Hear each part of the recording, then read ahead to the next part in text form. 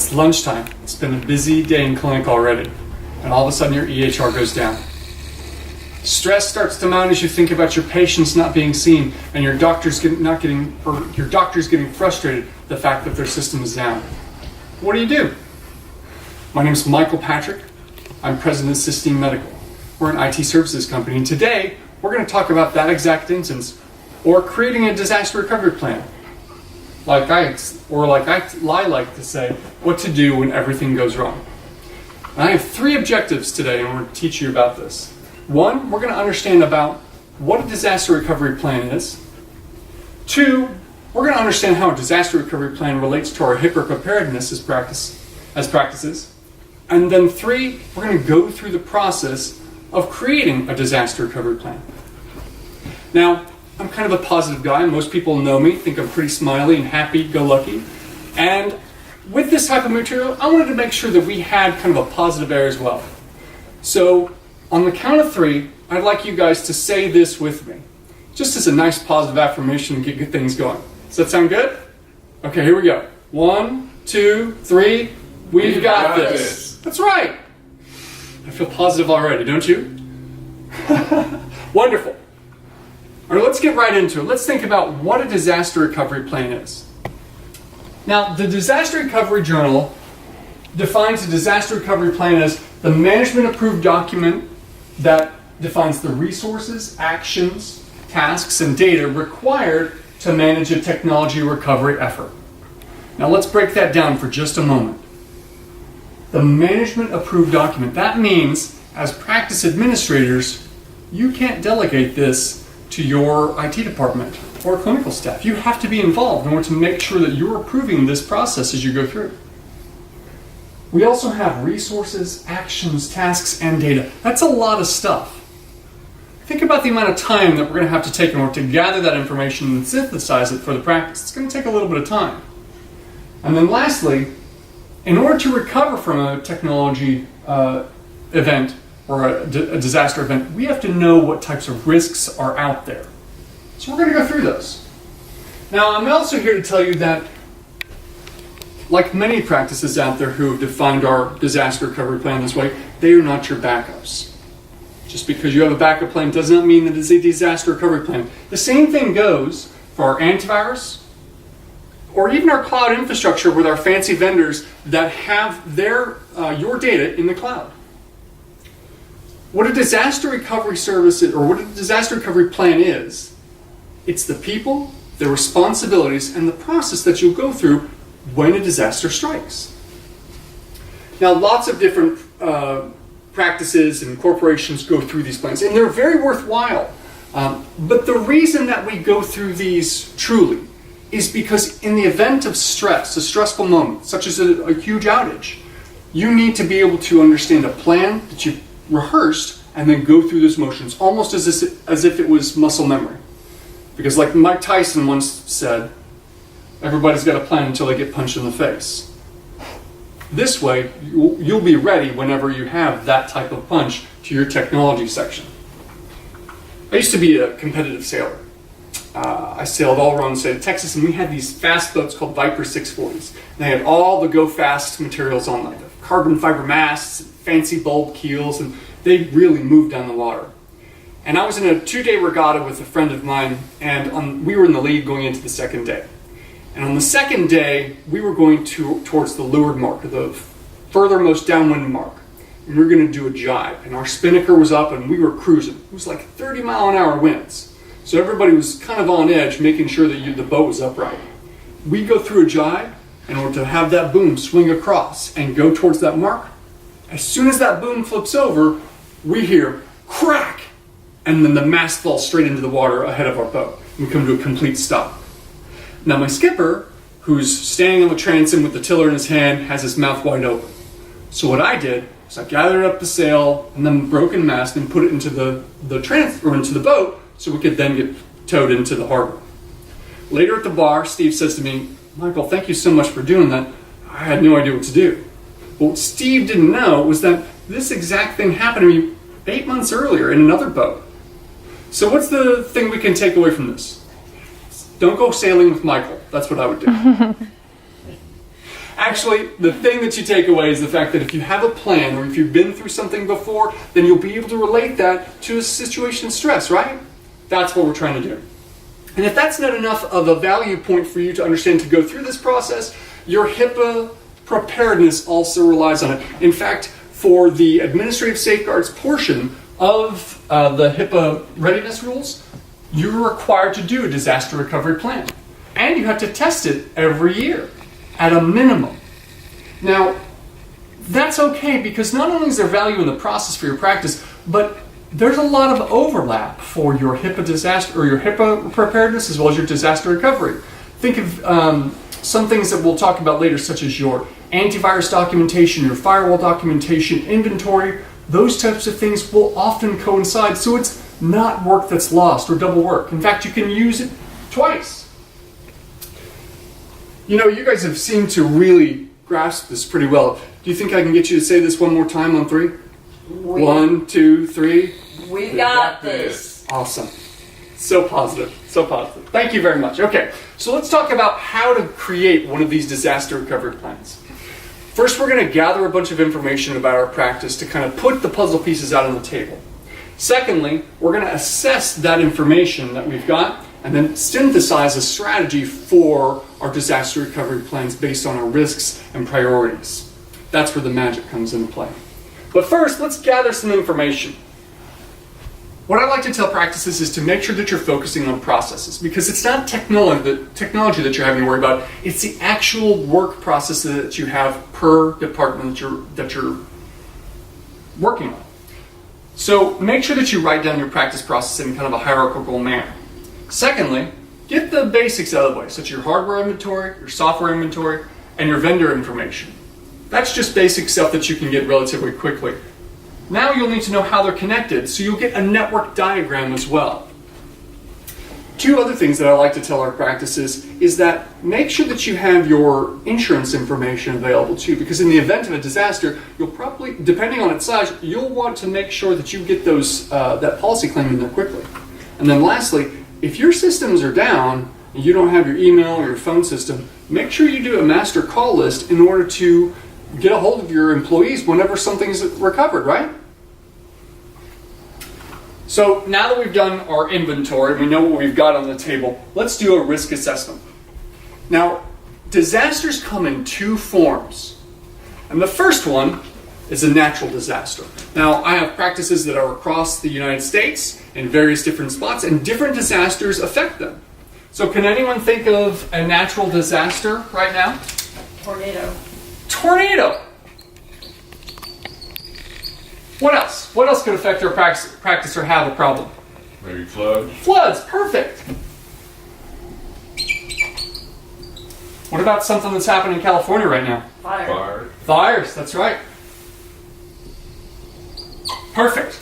So there's 3 natural disasters that we can think of, depending on your geographical location, might affect your practice. Now the next thing we have to worry about are man-made disasters. Now these are obviously something that's created specifically by people. But what's one thing that we worry about on our computers, both at work and at home, that we put something on to prevent it from catching a cold? Antivirus. Antivirus, perfect. So we want to protect our computer against viruses. What about those nefarious people out there with the hoods? Robbery. Robbery? What about electronic robbery? Mm-hmm. Hackers, right? Mm-hmm. That's something you've got to worry about too. So breaking and hacking, right? So those are kind of our man-made disasters. And then what about a good old-fashioned hardware failure? That's a thing that you also have to worry about too. Can anyone guess what the most prevalent disaster was in 2017 according to Forrester Research and our Disaster Recovery Journal? Just take a guess. Power outage? Power outage? No. Anybody else? I would say viruses. Viruses? You know what it was? It's good old-fashioned IT failure, just hardware failure. And that's funny too, because it's more than twice as much, or twice as common than the other 2 lower things combined. And cyber attacks didn't even come into the top 3. which is crazy, right? But this is good because you can plan for these types of events more than anything else. And with good planning, make sure you don't have those types of outages. You guys are doing great. Do you think I can hear it one more time? We've got this. We got this. All right, I love it. I love it. Okay, so now we know what the risks we have. Let's talk about how to develop those strategies. We're going to need a little bit more information about our practice. One, we have to understand what your priorities are as a practice. Two, what your time sensitivities are. And then three, we can create those strategies based on those priorities and time frames. Now, like this guy here who's juggling his kids, it'll be challenging for you to assess what's more important, billing or clinic or collecting payments or whatever, right? It's challenging to do, but there's a practice, there's a thing I've got or an exercise I've got that'll help you understand how to do it, and it's called Boolean prioritization. Does everybody have their handouts? Wonderful. Okay, so what Boolean prioritization is it compares two things against each other. So for instance, I've got scheduling and seeing patients. What I'd like for you to do is put a check mark next to whichever one you think is more important to your practice. That's it, just one single check mark in that box aside. Now you'll compare scheduling and seeing patients with the EHR. What's more important to you? Put a check mark next to it. And then you'll do scheduling and sending claims. What's more important? And scheduling and processing payments. Whatever's first to your mind there, just put a check mark next to which one's more important. That's round one. Now you'll do round two, which is seeing patients and seeing patients with EHR. Which one's more important? Then seeing patients, sending claims, seeing patients, and processing payments.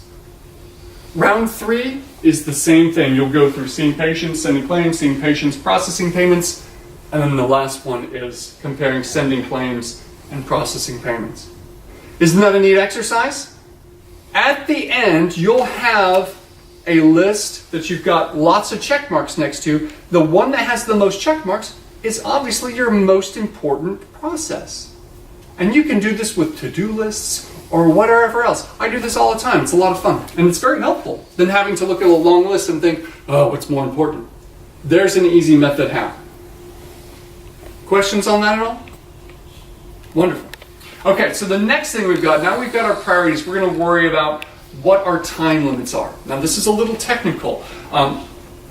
Take for instance our story that I started the presentation with. What happens when we have lunchtime down or an outage at lunchtime and you've had a busy clinic in the morning, but our backups happened at 2 a.m. You have all of that data that you have to think about recovering. How much of that data do you want to cover?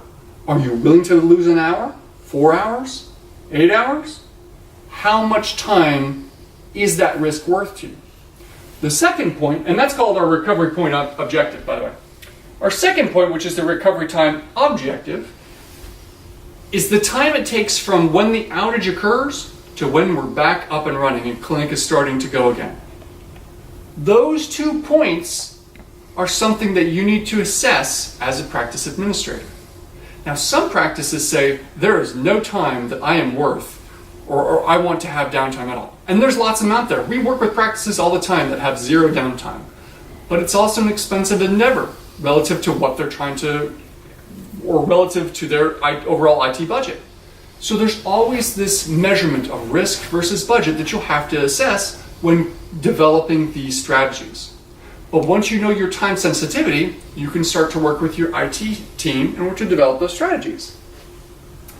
And those strategies come in 3 flavors. We've got our prevention strategy, our detection strategy, and our recovery strategy. Now, prevention strategies are already happening on a regular basis. What was one thing that we worried about earlier? David said that about making sure computers don't have colds. Right. Antivirus, right? That's a prevention strategy. A detection strategy is something like having your network monitored, your firewall logs being monitored on a regular basis. They know when something is currently occurring. But the meat and potatoes of our disaster recovery plan is our recovery strategies. How do we go about building this? This is where the magic happens. But you've done all the preparation necessary in order to talk to your IT team, whether it be us, somebody internal, or even another third party. You can take your priorities, your time sensitivities, your inventory, and talk to your IT team about what your guidance is to then create an actual strategy based on that, or selecting technology for that. And this can include things like disaster recovery services, hot swap sites, all sorts of things based on what you're looking for. But you've done the homework to make that happen. Now, the last thing I want to talk to you guys about is testing. Now, if you don't test it, it doesn't matter if you planned it, because that's where you've gone about and done this.